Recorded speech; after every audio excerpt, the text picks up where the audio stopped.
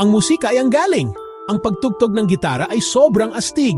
Makakagawa ka ng sarili mong mga kanta. Matutugtog mo ang mga paborito mong kanta. Masaya matuto ng gitara kasama ang isang kaibigan. Maari kayong magtulungan. Ang pag-aaral ng gitara ay nangangailangan ng oras. Patuloy lang sa pagsasanay, makukuha mo rin yan.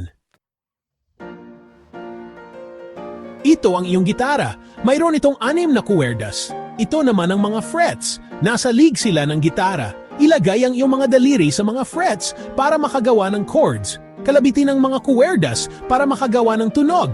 Pakinggan ang tunog ng gitara kapag kinalabit mo ang iba't ibang kuwerdas.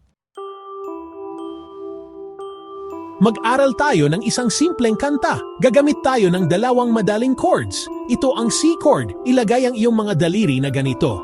Ngayon, ito naman ang G chord. Kalabitin pababa, pababa, pababa, pababa. Subukan mo namang magpalit ng chords. Magsanay araw-araw, kahit saglit lang. Nakakatulong ito para mas mabilis kang matuto. Gawin itong masaya. Tugtugin ang mga paborito mong kanta. Mag-aral ng mga kanta kasama ang iyong mga kaibigan.